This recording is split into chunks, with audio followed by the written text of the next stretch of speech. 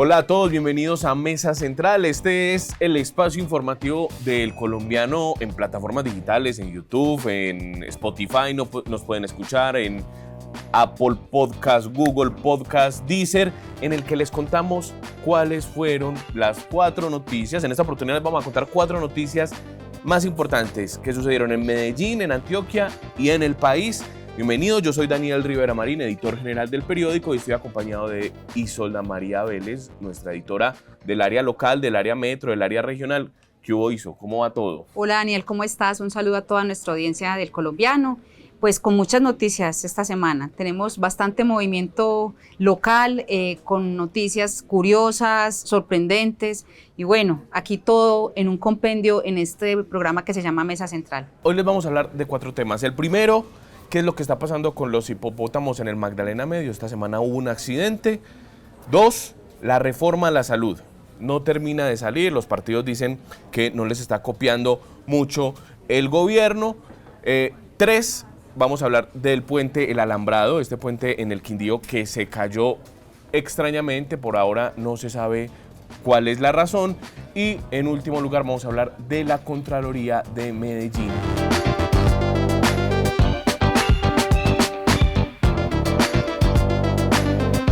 Listo, empecemos, y para esto vamos a invitar a Alfonso Buitrago, que es uno de los editores digitales del periódico, para hablar un poquito de los hipopótamos. Pero mientras aquí Alfonso llega, ¿qué fue lo que pasó esta semana en el Magdalena Medio? Bueno, lo que pasa muchas veces con estos animales sueltos y sin control es que en una curva en el sector de Doral un vehículo chocó contra un hipopótamo que pues estaba de noche deambulando por las calles. Desafortunadamente el hipopótamo murió. La persona que manejaba la camioneta pues resultó con unas lesiones menores, pero pudo haber sido también una tragedia, porque imagínese uno chocarse con un hipopótamo. Ya hemos publicado en varias oportunidades en el área metro, en colombiano.com, videos de hipopótamos deambulando por las calles de Doral muy campantes, trotan por ahí, la gente los ve, ¿no?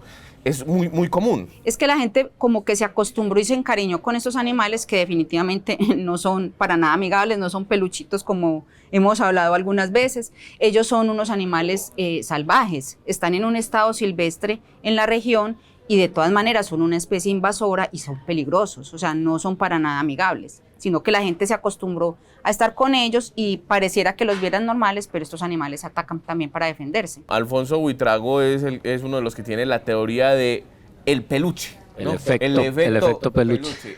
¿Qué es el efecto peluche, mi Alfonso? No es una teoría mía, sino que lo hablan los expertos. Y siempre ponen, digamos, la comparación con otras especies invasoras.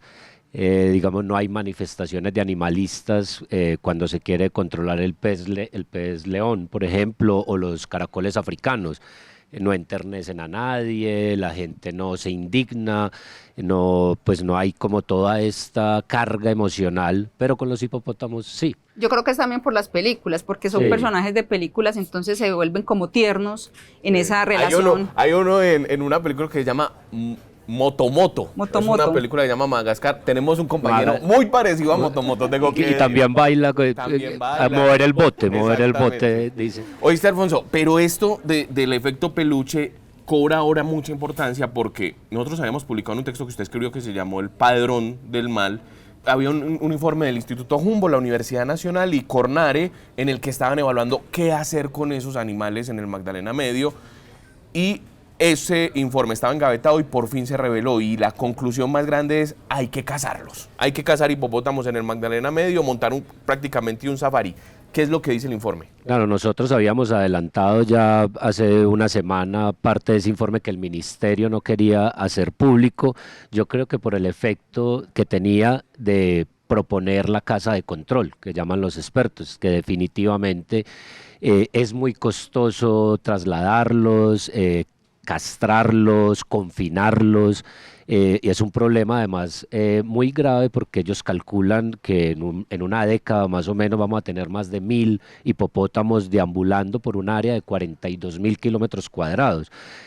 Creemos que los hipopótamos están en el área de la hacienda Nápoles, pero hay hipopótamos que se han visto en Puerto Berrío, en Yondó, En Barranca Bermeja en también. Barranca Bermeja, O sea, y ellos van a seguir deambulando. Están en el Magdalena y en sus afluentes, ¿no? En los meandros del río, y eso es bastante peligroso. Desde que estos animales llegaron, digamos que llegaron en el 81, que Pablo Escobar los trajo, y eran 2 hembras y un macho, y estos se encargaron de poblar, pero cuando ya se abandona la hacienda Nápoles, ellos quedan a su libre albedrío y circulan por todas partes, y entonces confinarlos es muy costoso porque además ¿dónde los vas a ubicar? Hoy se dice que hay más o menos entre 160, pero pueden ser hasta 200, entonces no hay ni siquiera un estudio que permita establecer qué es lo que, dónde están y cuál es también su hábitat. Además que tienen que lo llaman el área de hábitat de ellos.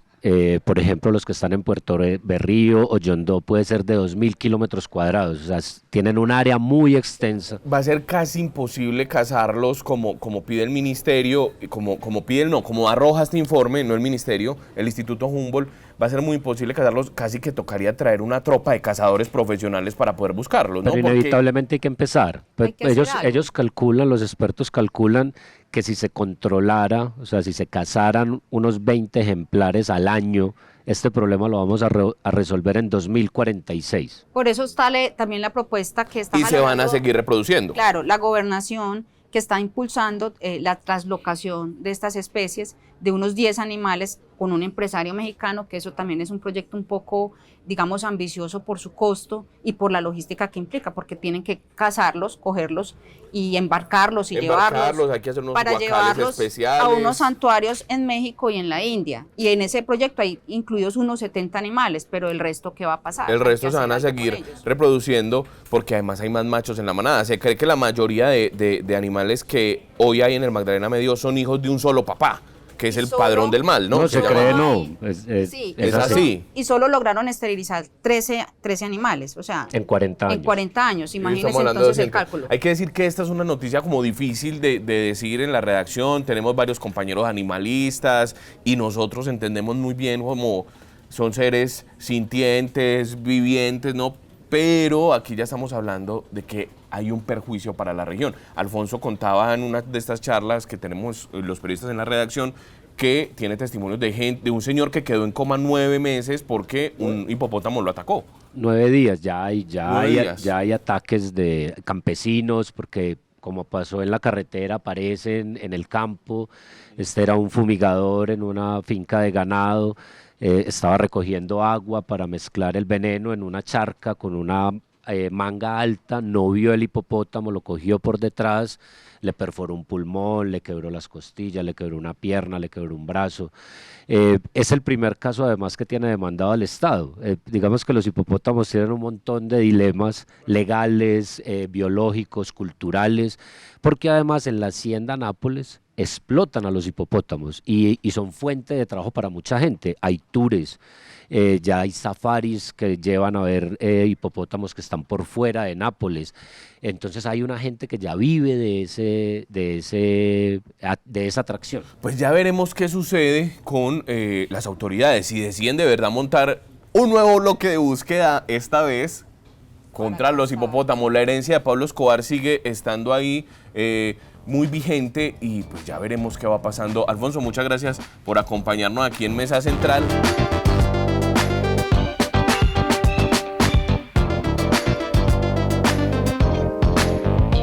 Isolda, uno de los temas más movidos de las últimas semanas ha sido la reforma a la salud. ¿Vos cómo la has visto? La reforma a la salud, que yo creo que la mayoría de las personas no entendemos, solo entendemos el debate político, el tema de las EPS, Y el miedo es si acaban las EPS o no. las EPS, pero aquí hay muchas cosas de fondo, pues tantas que los partidos quieren introducir 133 propuestas de cambio a una reforma que todavía no está su borrador definitivo. Entonces esto ha sido muy complejo y está dejando en evidencia las pujas internas entre el gobierno, los partidos presionando. Estamos en manos de 3 cabezas de partidos que no son, digamos... que han sido muy polémicos. Dilia Francisca ha tenido investigaciones, César Gaviria se ha movido en todos los gobiernos buscando cuotas políticas, poner un ministro aquí. Bueno, en fin, para eso vamos a invitar a Daniel Valero, siempre acompañándonos en Mesa Central, y hoy vino muy tropical, aunque es un engaño porque es un tipo muy rolo. Rolo, ¿no? Rolo. O sea, esa camisa... Re rolo, ojo, re rolo. Oíste, Dani, bienvenido a Mesa Central. Gracias. Contanos, lo que hemos visto ahora último en este debate de la reforma a la salud es una cosa que a mí me llama mucho la atención, y es, que a todos nos llama la atención en realidad, y es, se reúne la ministra Carolina Corcho con los partidos, exactamente con César Gaviria, Dilian Francisca Toro del partido de la U y Efraín Cepeda del Partido Conservador. Se reúnen, le dicen, meta esto en la reforma, y ella les dice, sí, lo vamos a meter. Y los bananea.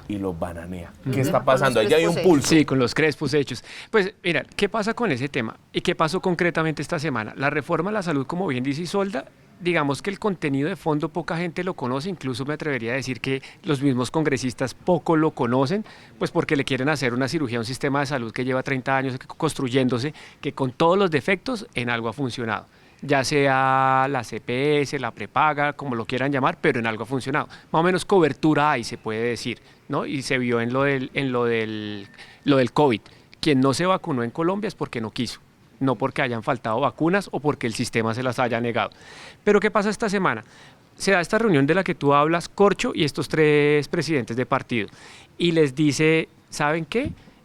Contrario a lo que ustedes hablaron con el presidente Petro y con el ministro de la Política, Alfonso Prada, que ahí ya vamos en un momento, no le podemos aceptar el 73% de sus propuestas. O sea, de 130 y pico que tú mencionabas, 80 les dijo que no. 90 dice que no. Dice que no. Entonces los partidos salen, no, pues, hermana, con usted no se puede hablar. No se acuerda nada. No se hay deja acordar, exactamente. Entonces pero más que no acuerda es que no cumple. Yo creo que oye. Exacto, porque una cosa es decir, con usted no se puede acordar, eso quiere decir que de entrada no hay una conversación. Ajá. Pero es que pareciera que hay un engaño, porque si yo me comprometo con vos y te digo, Daniel, yo te voy a ayudar con eso, y cuando llega la hora de mostrar que te ayude, no lo hago, ahí hay un engaño. Claro, y sobre todo porque el mismo, ahí viene el choque con Prada, y por eso mencionaba a Prada. Prada le dice a los partidos, todo bien, está bien, tranquilos, porque con el presidente vamos a meter, aunque sea una parte de sus propuestas. Muy rápida, que no se acabe la CPS, que no se estatice 100% el sistema de salud, que no se le deje la plata de manejo de la salud a las secretarías de salud a nivel regional, porque en época electoral, pues, no voy a decir nada, pero que no se puede hacer. Se puede pasar. Exactamente, entonces queda como lo discutíamos en un consejo de redacción, ¿no? Carolina Corcho literalmente se cargó a Alejandro Gaviria, el ministro de Educación, con el que empezó el gobierno Petro. El presidente Gustavo Petro decidió seguir apoyando a Carolina Corcho y no a Alejandro Gaviria, ajá, que había hecho unas críticas internas bastante importantes. Claro, y serias. Ahora la pregunta es, ¿se va a cargar a Prada? Aquí parece como que funciona algo que en las películas gringas se muestra mucho, el policía bueno y el policía malo. Por un lado, tratando de convencer y de esa, digamos, esa política de la diplomacia, pero por el otro lado, dejando entrever que quizás la postura de Petro es la que representa a Carolina Corcho. Claro, esa es la pregunta. Hasta determinado momento. Ahora, ¿qué va a pasar después? ¿Esa reforma es la que quiere Corcho o es la que quiere el presidente Gustavo Petro? A la larga es como dice Solda, la que quiere Petro. Siempre lo ha defendido desde campaña. Pero ¿qué pasa? En política hay que negociar. Y resulta que vienen las elecciones regionales. Petro tiene intereses aquí en Antioquia, en Medellín, tiene intereses en Bogotá, tiene intereses en la costa. Es normal, son políticos. Pero si tú peleas con los políticos, ¿cómo vas a apoyar a tus candidatos? Entonces ahí toca empezar a sopesar. O sigo directo y enfrentándome contra viento y marea con la reforma que quiero, esa es la tesis Petro, o negocio con los partidos y miro a ver si cedo un poco para no perder al ministro, porque una cosa que sí sabe hacer Prada es cálculos electorales, milimetría política, como él mismo la llama. Ven, yo te ayudo aquí, toma ayuda. Daniel, y es que después de esta reforma vienen más. Claro. Entonces el presidente también está jugando un capital político importante. Y apenas en el Congreso, estamos y empezando. estamos Claro. en la primera reforma, que es la más maluca, pues, 8 por meses decirlo de alguna llevamos. manera. Sí, Y claro. Porque viene la laboral y la pensional, y entonces, ¿qué va a pasar allí? Y esas tocan mucho Y a la finalmente lo que uno entrevé aquí es los partidos políticos quieren salvar a la CPS y el presidente Gustavo Petro y la ministra Carolina Corcho desde el momento uno dijeron que no, que van a cambiar, ellos no las quieren ver vir, pero bueno, ya veremos qué pasa esta semana con la reforma a la salud.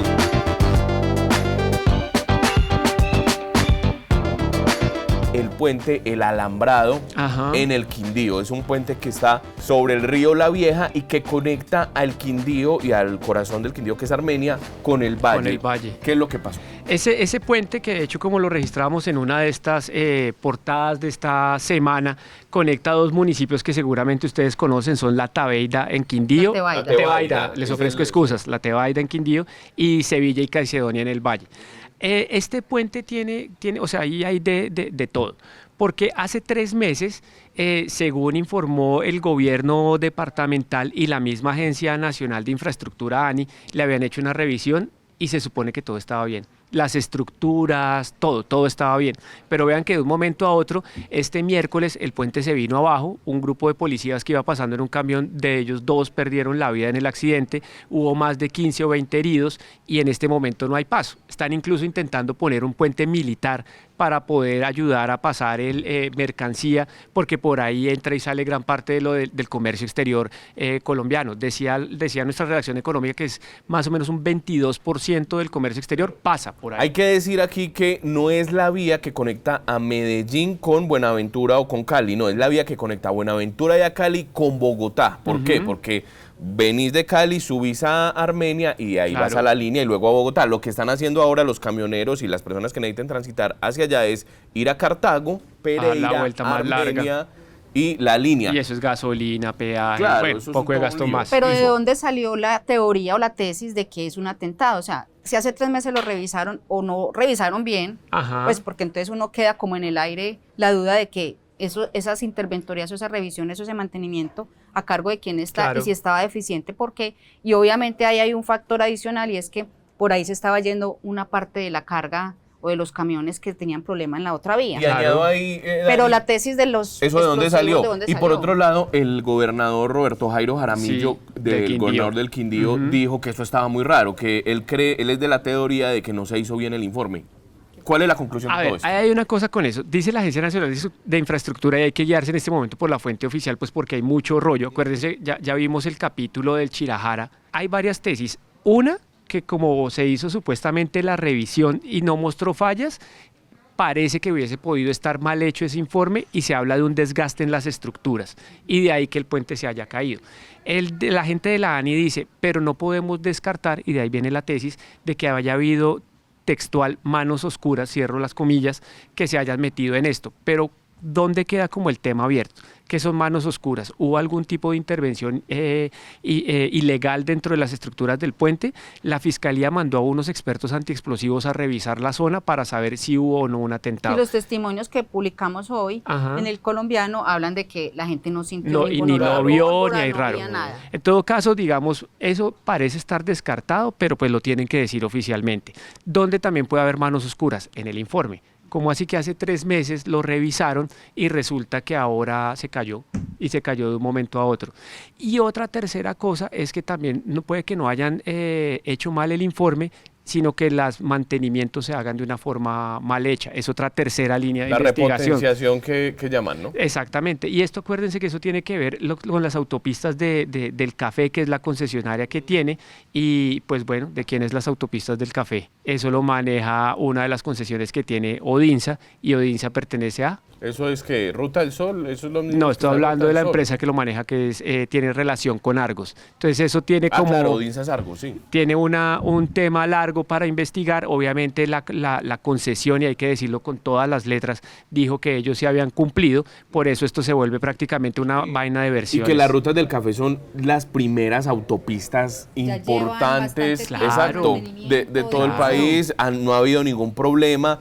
Así que ya veremos qué determinan las autoridades al respecto del puente El Alambrado en el Quindío, que tiene el comercio paralizado un poco entre Buenaventura y Bogotá. Dani, muchas gracias. A ustedes, muchas por acompañarnos gracias. en Mesa Central.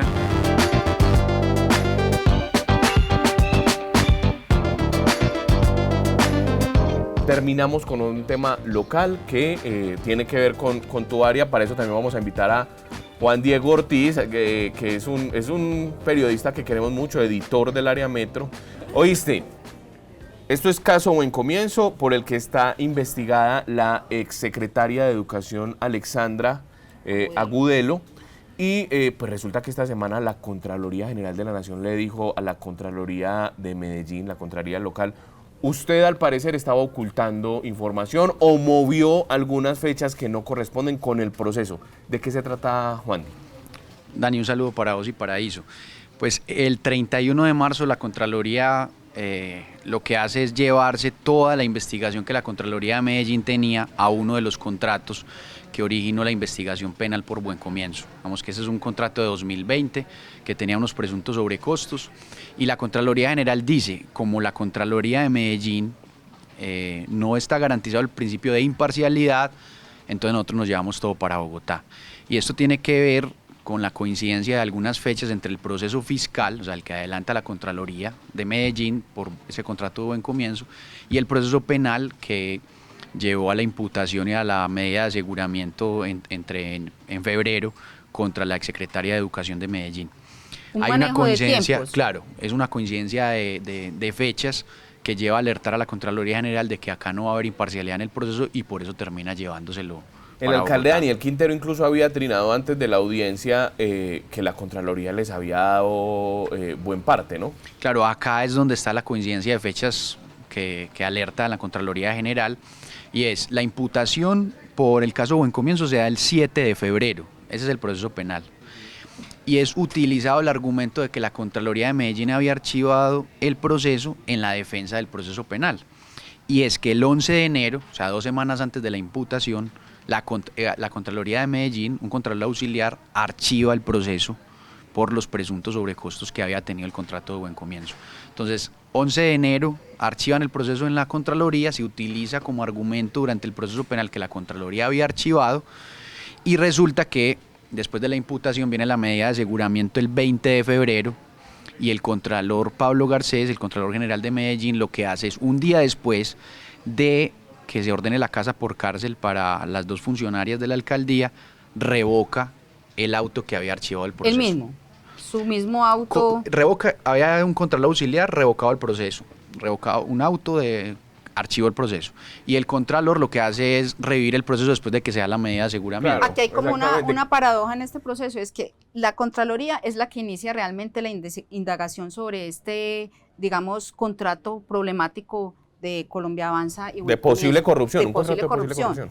Lo avanza, pero llega como, o sea, es como un juego con ese contrato. Lo archivo, lo saco, lo manejo. Lo que hacen es, abren la investigación, y antes de que cuando ya la fiscalía abre una investigación, la Contraloría dice, no hay nada, y cuando ya van a imputar cargos, vuelven y lo reabren, ¿no? Eso es lo que da la coincidencia de fechas, porque la medida de aseguramiento es 20 de febrero, y el 21 de febrero el Contralor de Medellín revoca el auto que ya había archivado el proceso, pero que sirvió como argumento de defensa en el proceso penal. ¿Y qué va a pasar ahora que el proceso se va, digamos, a Bogotá? Uno creería que hay se puede blindar de alguna manera, digamos, para que se pueda avanzar, que vengan las responsabilidades fiscales a estos funcionarios, independiente de lo que esté pasando con la imputación de los delitos. Sí, digamos que esto es una medida excepcional, pues esa intervención que hace la Contraloría General en un proceso que por competencia le corresponde a la Contraloría General de Medellín.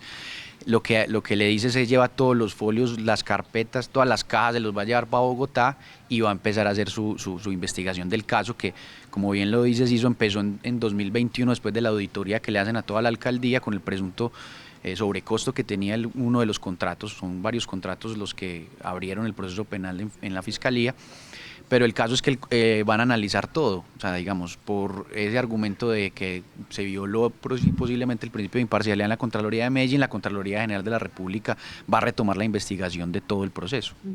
Este tema, digamos, ha sido muy insistente desde el control de la veeduría ciudadana Todos por Medellín, y es la que ha estado en ese seguimiento. Yo creo que eso es un mensaje importante en cuanto a que los ciudadanos, a través de las distintas veedurías, no dejamos que estos procesos se engavetan. Y hay que decir también que en la imputación de cargos y en todas las audiencias que hubo con la Fiscalía se escucharon audios tremendos en los que se veía cómo querían tapar, cómo cobraban tapabocas en mucha más del doble del precio que valían. Mejor dicho, cómo al parecer le metían la mano al dinero de todos los medellinenses. De todos los medellinenses. Veremos qué va a pasar con la Contraloría General de la Nación. ¿Qué van a encontrar ahí? Lo cierto es que este caso no termina todavía. Sigue abierto, hay sigue que decir abierto que... Y que Alexandra Godelo, que fue secretaria de Educación y que la justicia le dijo que tenía que seguir el juicio en su casa por cárcel, digamos. Ahora ella ya no es secretaria de Educación, ella renunció al cargo. No, a ella le levantaron la medida. Sí, ya le revocaron la medida de aseguramiento después de que renunció. Después de que renunció, se la revocaron, por eso ahora ya no está en el cargo. Pero sigue enfrentando, pero ¿no? Como sigue enfrentando, eso iba a decir. Dijeron en Daniel Quintero y todas sus bodegas que ya se había hecho justicia, y no, todavía no se ha hecho justicia porque está el proceso. Pues el todavía. proceso viene, todavía falta la acusación, que es la etapa donde comienza el juicio, y ella va a afrontar el juicio en libertad, de que digamos la revocatoria de la medida de aseguramiento es que va a afrontar el proceso sigue, pues apenas va para juicio y lo va a afrontar en libertad después de que una jueza le revocó la medida de aseguramiento de casa por cárcel, que estaba sostenida solamente por el riesgo de reiteración, era que ella todavía estaba en el cargo, renuncia al cargo y se cae la medida. No tiene sentido. Exactamente, en el gasto de la Secretaría de Educación ni en ocultar la capacidad de poder ocultar pruebas. Juan, muchas gracias por este informe tan completo. Muchas gracias por acompañarnos. No estuvo Luz María Sierra, la directora del Colombiano, pero estará dentro de 8 días con nosotros en Mesa Central. Recuerden seguirnos en elcolombiano.com, ahí van a poder leer todas nuestras historias, investigaciones y el periodismo que muestra qué es lo que está pasando en el poder en Medellín. Y síganos en redes sociales. Esto fue Mesa Central.